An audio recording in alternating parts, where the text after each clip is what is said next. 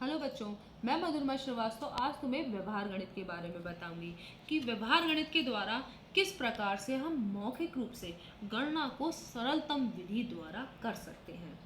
तो प्रारंभ में प्राचीन काल में वस्तुओं का लोग आदान प्रदान करते थे और बाद में वस्तुओं का क्रय विक्रय शुरू हो गया। तो क्रय विक्रय में वस्तु का मूल्य निर्धारण के लिए वो क्या करते थे कि गणना को छोटे छोटे भागों में विभाजित करके और उन्हें जोड़कर वस्तु का मूल्य निर्धारण कर लेते थे मौखिक रूप से।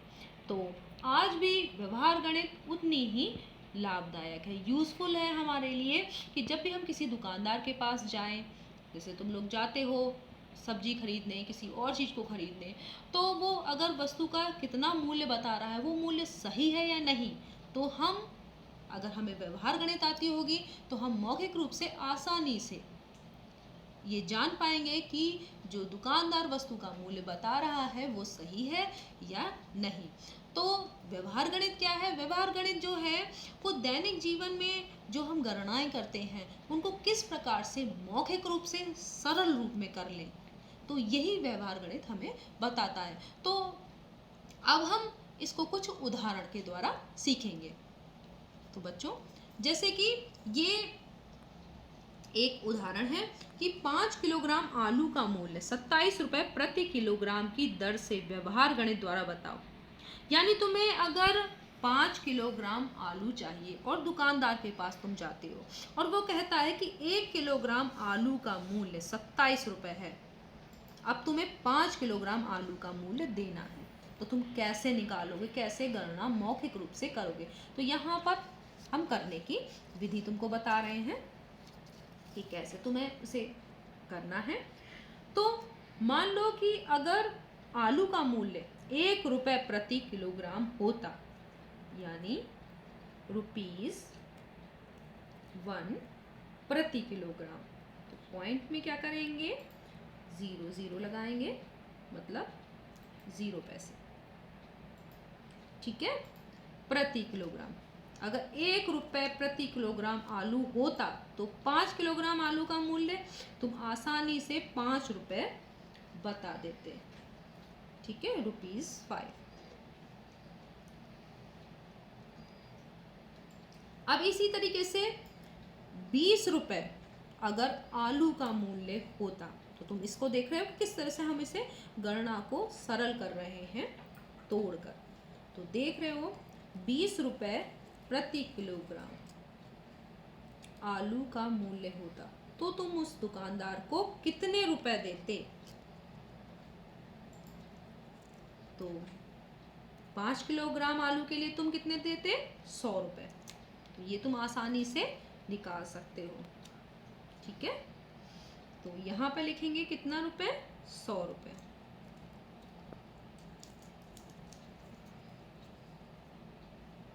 ₹100। पॉइंट में कितना लिखेंगे? 0।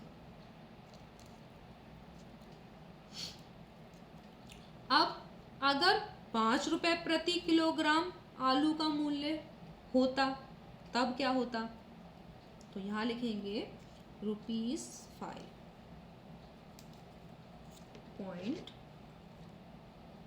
कितना? 0। ठीक है, तो 5 रुपए हमारा अगर आलू का मूल्य होता प्रति किलोग्राम, तो 5 किलोग्राम के लिए तुम कितना रुपए देते? तो तुम 5 को 5 से अगर मल्टीप्लाई करोगे या 5 को 5 बार जोड़ोगे तो कितना आ जाएगा? 25 रुपए। तो तुम कितना देते? 25 रुपए। तो यहाँ हम लिख लेंगे 25 रुपए। पॉइंट लगाएंगे और उसके बाद 0। ठीक है, तो ₹25 देते यदि 5 रुपए प्रति किलोग्राम आलू होता। अगर 2 रुपए प्रति किलोग्राम आलू होता तब तुम कितने रुपए देते? यहाँ पर कितना लिखोगे? 0 प्रति किलोग्राम। तो देख रहे हो 2 रुपए होता तो 5 किलो आलू के लिए कितना देते? 10 रुपए। तो तुम लिख दोगे यहाँ पर 10 रुपए। ठीक है, पॉइंट के बाद कितना लगाओगे? 0। ठीक है। अब देख रहे हो कि यहाँ पर इन तीनों को अगर हम ऐड कर रहे हैं तो 20, 5 और 7, 2 को ऐड करने पर कितना आ जाएगा? 27 रुपये प्रति किलोग्राम। ठीक है, तो इस तरीके से अगर हमने ऐड कर लिया तो क्या आ जाएगा हमारा?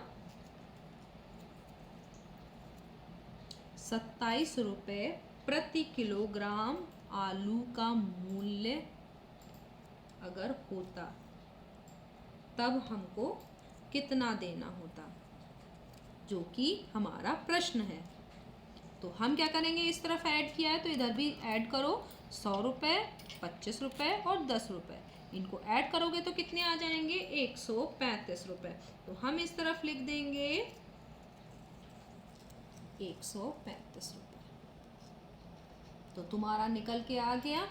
तुमने गणना को आसान बना लिया, छोटा छोटा टुकड़ों में उसे विभाजित करके, और फिर उसको क्या किया तुमने? ऐड कर दिया। तो तुम्हारा कितना आ गया?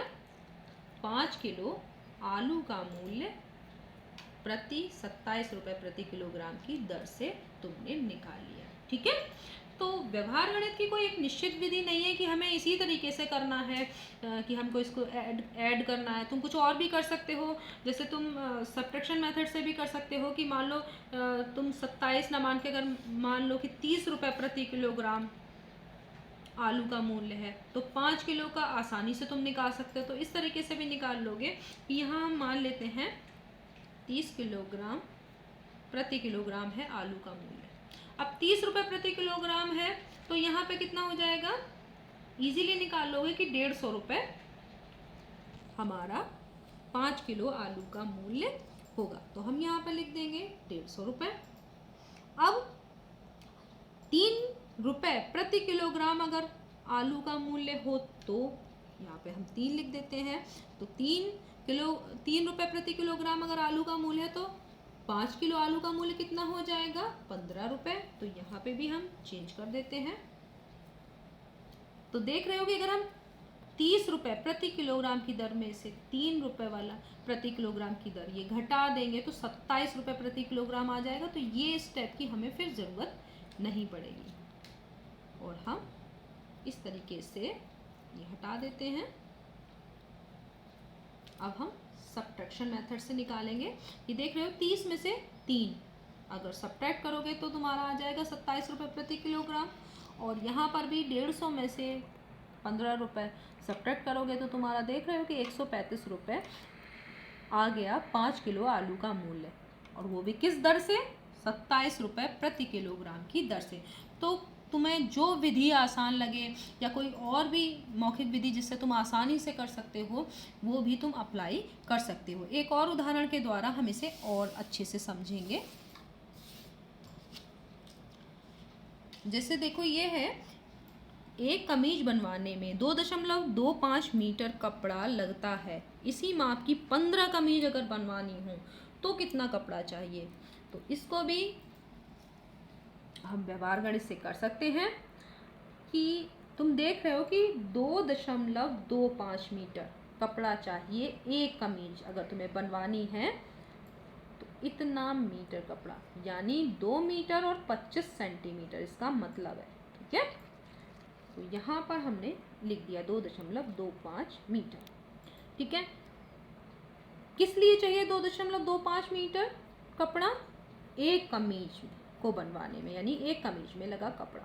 अब तुम्हें चाहिए 15 कमीजों के लिए कपड़ा, और उसका हमें निकालना है कि कितना कपड़ा होगा। तो अगर हमें एक कमीज के लिए कपड़ा पता है कि कितना लग रहा है तो हम 10 कमीज के लिए आसानी से निकाल सकते हैं। तो वो कितना हो जाएगा? जब हम इसे 10 से मल्टीप्लाई करेंगे तो वो क्या हो जाएगा? 22.5। तो हम इसे लिखेंगे 0.5 और उसके बाद एक 0 और लगाएंगे। ऐसा क्यों? क्योंकि यहाँ है 22 मीटर और 50 सेंटीमीटर। ठीक है, तो ये इतना कपड़ा 10 कमीजों के लिए चाहिए। अब अगर हमें 5 कमीजों को बनवाना है तो कितना कपड़ा लगेगा, तो जितना 10 कमीजों में लग रहा है उसका आधा लगेगा। ठीक है, तो तुम आधा इसका निकाल सकते हो। तो व्यवहार गणित में तुम्हें आधा कितना होता है, चौथाई कितना होता है, सवा कितना होता है, डेढ़ कितना होता है, ये मालूम होना चाहिए। तो इसका अगर हम आधा करेंगे तो कितना आ जाएगा हमारा, तब हमारा आ जाएगा 11.25 मीटर। तो यहाँ पे हम लिख देंगे 2, 5 और फिर मीटर। ठीक है, अब हम इन दोनों को ऐड कर लेते हैं। तो 10 कमीजों में लगा कपड़ा और 5 कमीजों में लगा कपड़ा अगर हम ऐड करेंगे तो आ जाएगा हमारा 15 कमीजों में लगा कपड़ा। ठीक है, और इधर भी ऐड करो तो ये कितना हो जाएगा ऐड करने के बाद, इसे तो इजीली ऐड कर सकते हो। तो यहाँ आ जाएगा 33.75 मीटर।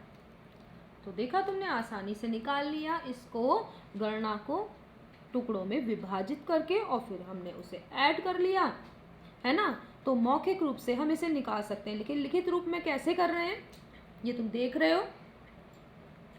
तो यहाँ पर 15 कमीजों में कितना कपड़ा लगेगा, तो 33.75 मीटर कपड़ा चाहिए हमें 15 कमीजों के लिए।